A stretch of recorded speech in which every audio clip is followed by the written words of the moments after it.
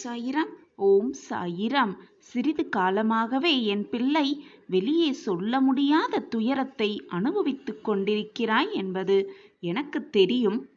யாரிடமும் சொல்ல முடியாத சில ரகசியத்தை உன்னுள்ளே வைத்துக்கொண்டு வெளியே சொல்லவும் முடியாமல் மெல்லவும் முடியாமல் உன் மனதை நீயே ரணமாக்கி வைத்திருக்கிறாய்.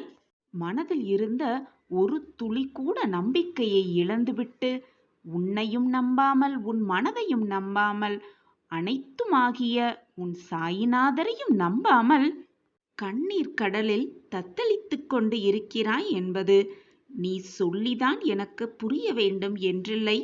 நீ சொல்லாமலேயே அனைத்தையும் அறிவேன் உன் சாயிதேவா. குழந்தையே, நம்பிக்கை இல்லாமல் நீ செய்யும் எந்த ஒரு செயலும் நிறைவேறும் என்பது சிறு துளி கூட சாத்தியமே இல்லை. உனக்கு இருக்கும் இந்த சூழ்நிலைகளால் நீ நம்பிக்கையை இழந்து விடுகிறாய். அனைத்தையும் நம்ப மறுத்தும் விடுகிறாய். அதற்காக நீ செய்யும் செயல்களையே நம்பாமல் செய்தால் எப்படி அது நடைமுறைக்கு சாத்தியமாகும்? என் பிரியமான குழந்தையை கவலைப்பட்டு கொண்டே இருக்க நான் விட்டுவிடுவேன் என்று நீ நினைக்கிறாயா? நிச்சயமாக மாட்டேன். உன்னை நல்ல வழிக்கு அழைத்து செல்வேன். உன் வாழ்விலும் உன் மனதிலும் ஒரு அதிசயத்தை நீ காணப்போகிறாய். நம்பிக்கையோடு இரு. எந்த சூழ்நிலையிலும் உன் அப்பா உன்னை கைவிடவே மாட்டேன். எந்த கேள்வியும் எந்த பயமும் இல்லாமல் எது நமக்கு நன்மையோ எது நம் வாழ்வுக்கு நன்மை தருமோ அதை நம்மிடம் கொண்டு வந்து சேர்ப்பார் நம் சாயிநாதர். அதுவே நம் வாழ்வில் வெற்றியடைவதற்கான சாத்தியக்கூறு என்பதை முழு மனதாக நம்பிக்கை வை. அந்த நம்பிக்கையை மட்டும் சிறிது கூட இழந்து விடாதே. குழந்தையே, உன் கஷ்டங்களுக்கான கடைசி இரவாக இது இருக்கப் போகிறது. நாளை பார், உன் வாழ்வில் அந்த அதிசயம் நிறைவேறும். நீ எண்ணியபடியே வாழப்போகிறாய் உன் வாழ்க்கையில். குழந்தையே, முதலில் என் வாழ்வில் எதுவுமே நடக்காது, எனக்கு அதிர்ஷ்டமே இல்லை என்று சொல்லுவதையும் எண்ணுவதையும் முதலில் துடைத்து எறி. நானும் அதிர்ஷ்டமானவள், என் வாழ்க்கையிலும் அதிசயம் நடக்கும், என்னப்பா அந்த அதிசயத்தை நிகழ்த்துவார் என்ற நல்ல எண்ணங்களை உன் மனதில் விதை. அந்த விதையே விருட்சமாக வளரும். அந்த எண்ணம் போல் உன் வாழ்வும் நல்லபடியாகவே நிகழும். நீ நினைத்தபடி நிறைவான வாழ்வை நிச்சயமாக உனக்கு நான் ஏற்படுத்தியே தீருவேன். இது உன் சாயப்பாவின் சத்திய வாக்குதான். என் வாக்கு என்றைக்கும் பொய்யாகாது என்பது உனக்கே தெரியுமல்லவா? உன் வாழ்க்கை மாறும். அதிசயத்தை நீ காண்பாய், அற்புதத்தை காண்பாய், ஆனந்த கடலில் துள்ளி குதிப்பாய் என்ற நம்பிக்கையை முதலில் உன் மனதில் வளர்த்துக்கொள். அதுபோல் உன் எண்ணம் போல், உன்னுடைய நினைப்பு போல் உன் வாழ்க்கையும் அப்படியே மாறிவிடும். நல்லதை நினை, நல்லது மட்டுமே நடக்கும் உன் வாழ்வில். உன்னுடைய துன்பமான காலத்தை கூட புன்னகையோடும் நம்பிக்கையோடும் எதிர்கொண்டு பார். உன் வாழ்க்கையும் மிக பிரகாசமாகவே இருக்கும். சகலவிதமான சௌபாக்கியத்தையும் பெறப்போகிறாய். இதுவேதான் உன்னுடைய காலம். இதுதான் உனக்கான காலம். நீ விரும்பியது எல்லாமே ஒவ்வொன்றாக நிறைவேறும் காலம். எனவே இனி நீ சந்தோஷமாக இருக்கலாம். அதே சந்தோஷத்தோடு, நிம்மதியோடு, நம்பிக்கையோடு இதை முழுவதுமாக கேட்டுப்பார். உன் வாழ்வில் நடைபெறப் போகும் ஆச்சரியங்களுக்கும் அற்புதங்களுக்கும் உன் சாயப்பா நானே பொறுப்பு. என் அன்பு பிள்ளையே, கோபத்தை முதலில் குறைத்துக்கொள். அகங்காரத்தை உன் மனதிலிருந்து ஒழித்துவிடு. தான் என்ற அகங்காரம் ஒருவன் மனதில் வந்துவிட்டால் அவனை இந்த உலகத்தில் யாராலுமே காப்பாற்றவே முடியாது. வாழ்க்கையில் வெற்றி அடையும் அத்தனை சூழல்களையும் அவன் இழந்து விடுவான்.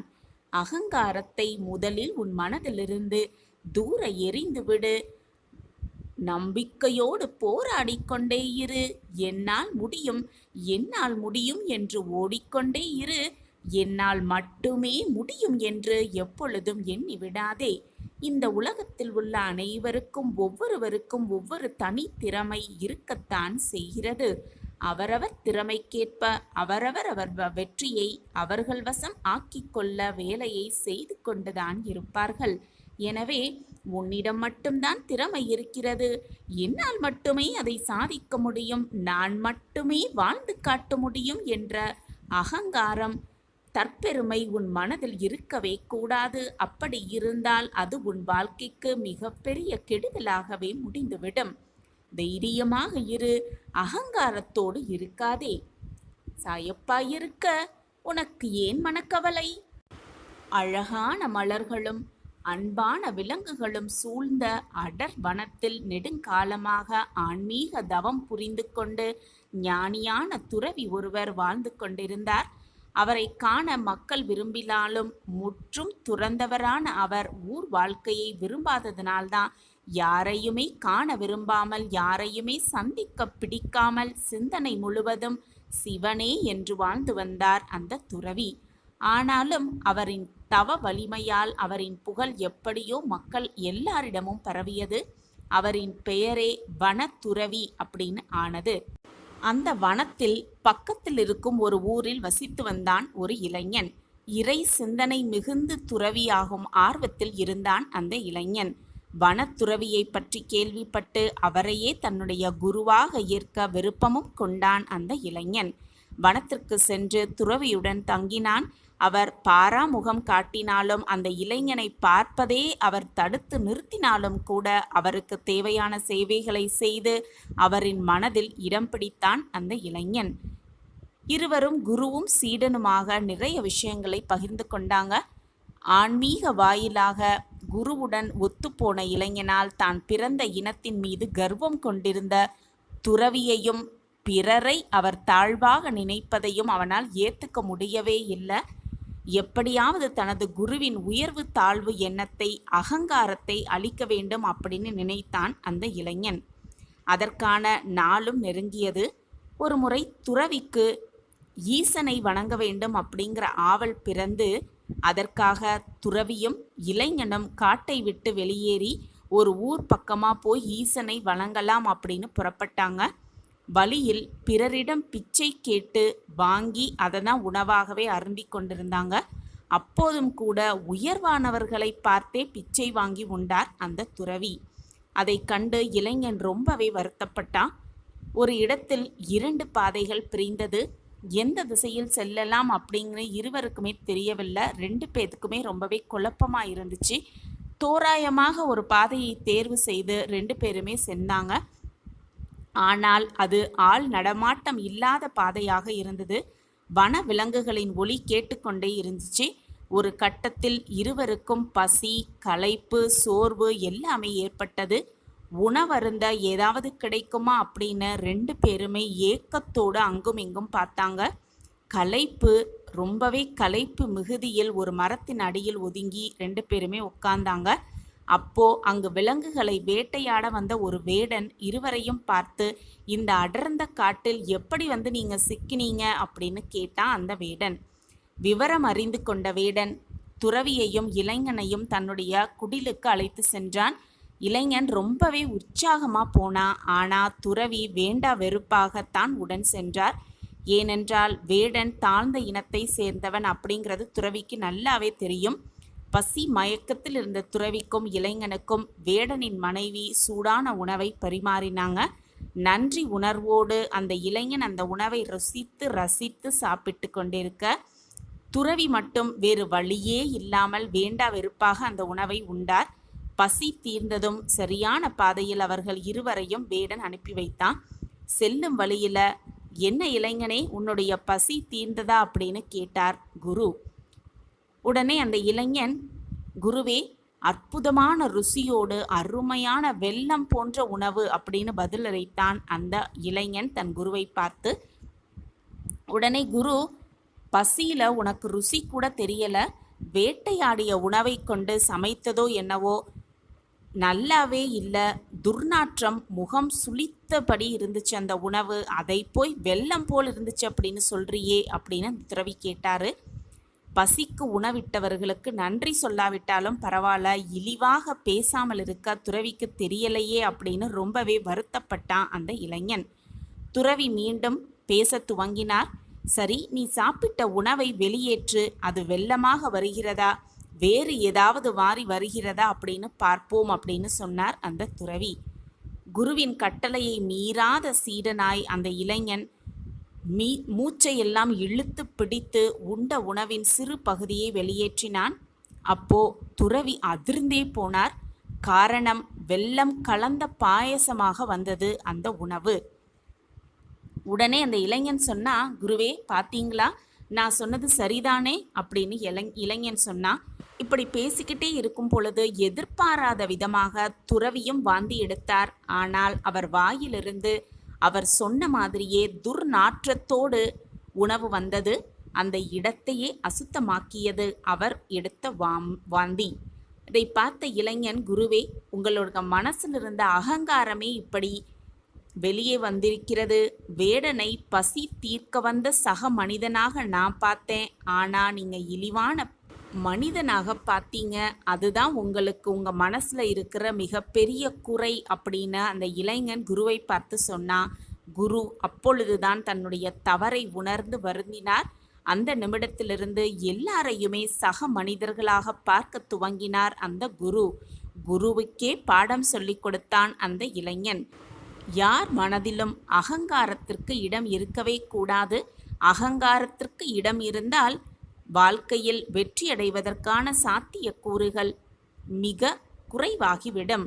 அகங்காரத்தை முதலில் நம் மனதிலிருந்து ஒழித்து எறிந்துவிட்டால் வெற்றியை நம் வசமாக்கிக் கொள்ளலாம்.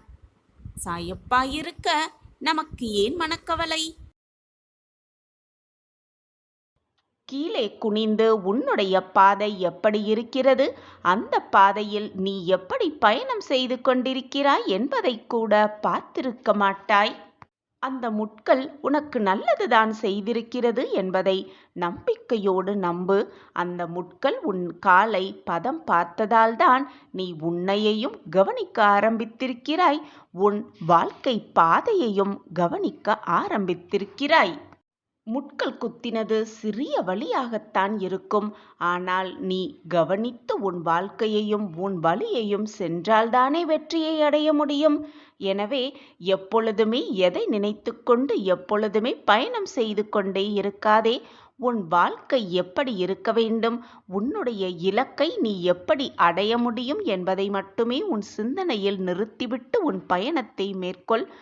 சர்வ நிச்சயமாக நான் உனக்கு உறுதுணையாக இருந்து அனைத்தையும் வாரி வாரி வழங்கிக் கொண்டே இருப்பேன்.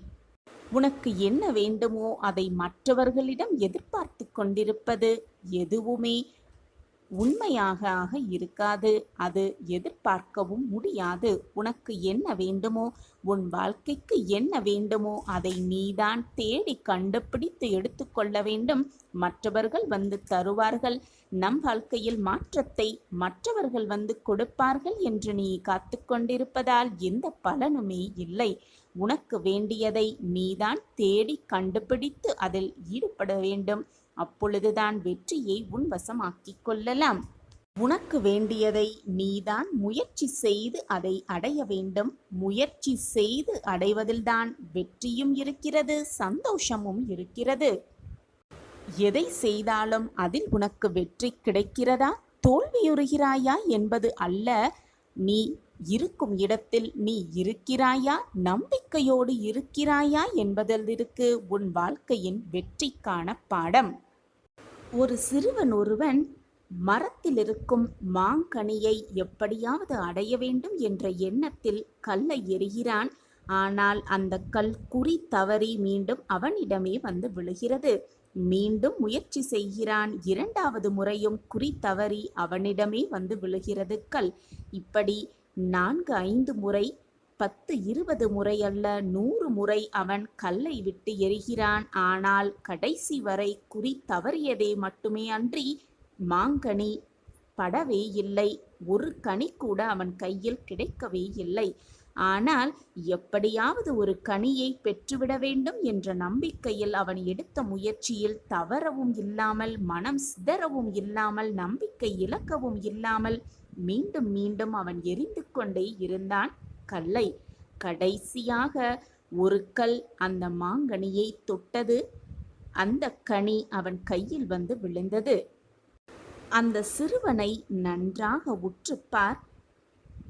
10 முறை எறிந்தும் கூட அவன் குறி தவறியதால் அவன் நம்பிக்கையை இழக்கவில்லை. எப்படியாவது அந்த மாங்கனியை பெற்றுவிட வேண்டும் என்ற வைராக்கியத்தோடும் விடாமுயற்சியோடும் அவன் கல்லை எறிந்து கொண்டே இருந்தான். கடைசியில் அவன் நினைத்த இலக்கை அடைந்தான். அதே போலத்தான் உன்னுடைய வாழ்க்கையிலும் தோல்வி என்னும் கற்களை உன் படிக்கற்களாக எண்ணி வெற்றி என்னும் கனியை அடைவதற்கு நீ உன்னால் முடிந்த முயற்சிகளை செய்து கொண்டே இரு. எந்த தடை வந்தாலும் எந்த தடங்கல்கள் வந்தாலும் உன் இலக்கை மட்டும் நிறுத்திவிடாதே. உன்னுடைய இலக்கை மட்டும், நீ அடைய வேண்டிய இலக்கை மட்டும் மறந்து விடாதே. உன் வாழ்க்கையில் போராடி கொண்டே இரு. போராட்டம்தான் வாழ்க்கை. அந்த வாழ்க்கையில் போராட்டத்தோடு நீ வாழ்ந்து வாழ்க்கையில் எப்படியாவது வெற்றியை உன் வசமாக்கிக் கொள்வாய். உனக்கு துணையாக நான் எப்பொழுதும் இருந்து கொண்டே இருப்பேன். எதற்குமே நீ கவலைப்பட வேண்டிய அவசியமே இல்லை. ஏனென்றால் நான் தான் உன்னோடு பயணித்துக் கொண்டே இருக்கிறேனே. திக்கு திசை தெரியாத காட்டில் நிர்கதியாய் நிற்பது போலத்தான் இப்பொழுது நீ உன் வாழ்க்கையில் நின்று கொண்டிருக்கிறாய். இந்த பக்கம் திரும்பினாலும் ஏதாவது ஒரு கஷ்டமும் சோகமும் சோதனைகளும் உன்னை நெருங்கிக் கொண்டே இருக்கிறது. என்னதான் செய்வது? வரும் பிரச்சனையை எப்படித்தான் சமாளிப்பது? நாளை எப்படி இருக்கும் என்று நினைத்தாலே மிகவும் பயமாக இருக்கிறது என்று உன்னுடைய மனத்தவிப்பை நான் புரிந்து கொண்டேன். இந்த விஷயத்தை செய்யலாமா வேண்டாமா? அல்லது செய்தால் சரியாகிவிடுமா தவறாகிவிடுமா? வேறு விபரீதம் ஏதாவது நடந்துவிடுமா என்ற குழப்பத்தோடு அச்சத்தோடு தினம் தினம் என்னுடைய நாட்களையும் நேரத்தையும் ஒவ்வொரு நொடியையும் கழித்து கொண்டிருக்கிறேன் சாயிநாதரே. இப்படி பலவிதமாக யோசிக்கிறாய். உன் மனதை இந்த யோசனைகளுக்குள் மூழ்கடித்துவிட்டு பலவிதமாய் சிந்தனைகளில் என் வாழ்க்கை இப்படியே போய்விடுமா, இப்படித்தான் என் வாழ்க்கை இருக்குமா என்று நீயே ஒரு முடிவை செய்து விட்டு கொண்டிருக்கிறாய். கண்மணியே, வருத்தப்படாதே. உன் கஷ்டங்களை சொல்ல உன் அப்பா இருக்கிறேன். நீ தோள் சாய உன் அப்பா இருக்கிறேன். நீ மனதார நம்ப உன் அப்பா இருக்கிறேன். உன் பிரச்சனைகளை பகிர்ந்து கொள்ள உன் அப்பா இருக்கிறேன். உன் பிரச்சனைகளுக்கான தீர்வை சொல்ல உன் அப்பா இருக்கிறேன். உனக்கு நல்ல வழியை காட்ட உன் அப்பா இருக்கிறேன். நல்ல வழியில் உன்னை அழைத்து செல்ல உன் அப்பா இருக்கிறேன். அனைத்திற்கும் உன் அப்பா இருக்கும் பொழுது எதற்காக இந்த மனவேதனையும் குழப்பமும் உனக்குள்? நீ என்னை மனதார அப்பா என்று நினைத்தால் இதை முழுவதுமாக நம்பு. நான் சொல்வது சர்வ நிச்சயமாக நடக்கும், நிகழும். ஒவ்வொரு விடியலும் விடியும் பொழுது உணர்த்துவது ஒன்றை மட்டுமே. இந்த பிரபஞ்சத்தில் எல்லோருக்கும் மீண்டும் ஒரு வாய்ப்பு இருக்கிறது என்பதை உணர்த்துகிறது ஒவ்வொரு விடியலும்.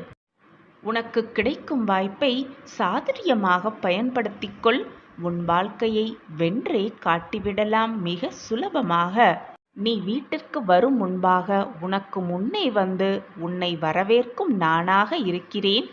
நீ வெளியே செல்லும் பொழுதும் உன்னை வழி அனுப்பிவிட்டு உனக்கு துணையாகவும் வந்து கொண்டிருக்கிறேன் உன் சாயிநாதர். உன்னுடைய வேண்டுதல்களுக்கு பதில் கொடுப்பதும் நானே.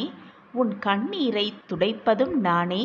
உன் வேண்டுதல் வெகு விரைவில் நிறைவேறும் என்று உனக்கு உணர்த்துவதும் நானே. உன் வேண்டுதல்கள் நிறைவேற தாமதமாகுமென்றால் அப்பொழுதும் நான் வெளிப்படையாகவே செயல்படுவேன். எதற்கும் கவலைப்படாமல் இரு. உன் வாழ்வில் அற்புதம் நிகழப்போகிறது. அதை நடத்தி காட்டும் பொறுப்பு உன் சாயிநாதருக்கு. உன் வாழ்வில் நீ ஒருவரை சந்திப்பாய். அவர் மூலம் ஒரு நல்ல நிகழ்வு உன் வாழ்வில் நிகழும். உனக்கான உதவியை நான் அனுப்பிவிட்டேன். என் அன்பு குழந்தையே, உன்னுடைய பாதை நேர்மையானதாகவும் உழைப்பு உண்மையானதாகவும் இருந்தால் என்னுடைய அருள் பற்றி சந்தேகம் உனக்கு வேண்டவே வேண்டாம். அது உனக்கு எப்பொழுதும் உண்டு. நம்பிக்கையுடன் செயல்பட்டு கொண்டே இரு. வீர நடை போட்டு கொண்டே இரு. வெற்றி நிச்சயம். நம்பிக்கையை இழந்தால் கஷ்டங்கள் நம்மை பார்த்து சிரிக்கும். கட்டுப்பாடுகளில் நம்பிக்கையை இழந்தால் கலாச்சாரம் உன்னை பார்த்து சிரிக்கும். நிகழ்காலத்தில் நீ நம்பிக்கையை இழந்தால் எதிர்காலம் உன்னை பார்த்து சிரிக்கும். நம்பிக்கையோடு எப்பொழுதுமே இருந்தால் வாழ்வில் எல்லாமே சிறக்கும். என் அன்பு பிரியமே, நீ எதுவாக நினைக்கிறாயோ அதுவாகவே ஆகிவிடுவாய் என்பதை நான் பல முறை உனக்கு அறிவுறுத்தி கொண்டே இருக்கிறேன். ஆனாலும் உன் மன போராட்டங்களால் நீ தேவையில்லாத சிந்தனைகளையும் சொற்களையும் உன் மனதிலும் வாயிலும் மீண்டும் மீண்டும் சொல்லிக்கொண்டும் எண்ணிக்கொண்டுமே இருக்கிறாய். நீ எதுவாக நினைக்கிறாயோ அதுவாகவே ஆகிவிடுவாய் என்பதை மீண்டும் மீண்டும் நான் வலியுறுத்துகிறேன் குழந்தையே. எப்பொழுதும் நல்லதை மட்டுமே நினை, நல்லது மட்டுமே நடக்கும், நிரந்தர நன்மையாகவே இருக்கும். எனவே நேர்மறை எண்ணங்கள் மட்டுமே நினைத்து கொண்டிரு, நல்ல நல்ல சொற்களை மட்டுமே பேசிக்கொண்டு இரு. நிச்சயமாக உன் வாழ்வில் நீ நினைப்பது போல், உன் எண்ணம் போல் உன் வாழ்வும் நல்ல விதமாகவே அமையும். வாழ்க்கையில் நிம்மதி தேவை என்றால் ஞாபக மறதி என்பது நிச்சயமாக தேவை. நடந்ததை நிகழ்ந்ததை மறந்து விடுவதுதான் மிக மிக நல்லது. அனைத்தையும் மறந்துவிட்டு நீ உன் வழியில் சென்று கொண்டே இருந்தால்தான் உனக்கு எதிராக வரும் எந்த தடைகளாக இருந்தாலும் அதை தடைத்து எறிந்துவிட்டு உன்னுடைய இலக்கை நீ அடைய முடியும். வெற்றிகரமாக அந்த இலக்கை அடைந்து வாழ்க்கையில் வெற்றியை அடைந்தே தீரலாம். உன் கனவு வெற்றி அடையாது. முட்டாள்தனமானது என்று யார் சொன்னாலும் ஏற்றுக்கொள்ளாதீர்கள். உன்னுடைய கனவு வெற்றியடையாது என்று யார் உனக்கு எதிர்மறையாக பேசுகிறார்களோ அவர்களை உன் அருகில் கூட வைத்துக் கொள்ளாதே. உன்னால் முடியும், உன்னால் முடியாததையும் உன்னால் முடித்து காட்ட முடியும் என்று யார் உன்னிடம் நேர்மறையாக கூறுகிறார்களோ அவர்களோடு மட்டுமே உன் பழக்கத்தை வைத்துக்கொள். அவர்களோடு மட்டுமே உன் எண்ணத்தை வெளிப்படுத்து. ஏனென்றால் அவர்கள்தான் உன் வாழ்க்கைக்கு மிக நல்லவர்களாகவே இருப்பார்கள். ஒருவருக்காக எதை வேண்டுமானாலும் விட்டு கொடுத்து விடலாம். உன் புன்னகையை ஒன்றை தவிர எது வேண்டாலும் மற்றவர்களுக்காக நீ விட்டு கொடுத்தே விடலாம். சாதிப்பதற்கான எண்ணம் உன்னுடைய ஆள் மனதில் தோன்றிவிட்டால் எது இருந்தாலும் இல்லை என்றாலும் கூட உன்னால் சாதிக்க முடியும். உன்னுடைய விடாமுயற்சியால் உன்னால் நிச்சயமாக சாதிக்க முடியும். ஆனால் சாதிக்கும் எண்ணம் உன் அடி மனதிலிருந்து எழ வேண்டும். அப்படி இருந்து பார், இந்த வாழ்வே உனக்கு வசமாகும். உன்னுடைய உழைப்பிற்கும் உன்னுடைய நிலையான மனதிற்கும் உன்னுடைய நல்ல எண்ணங்களுக்கும் உன் வாழ்வில் நற்செய்திகள் ஒவ்வொன்றாக வர துவங்கும். நம்பிக்கையோடு இரு, எல்லாமே இனி உன் வசம்தான். யாருடைய உழைப்பிலும் நீ வாழவில்லை, உன்னுடைய கடினமான உழைப்பில்தான் நீ வாழ்ந்து கொண்டிருக்கிறாய். இந்த சிறப்பான வாழ்க்கையை, உனக்கு கிடைத்திருக்கும் இந்த பொக்கிஷமான வாழ்க்கையை புரிந்து கொண்டு வாழ பழகு.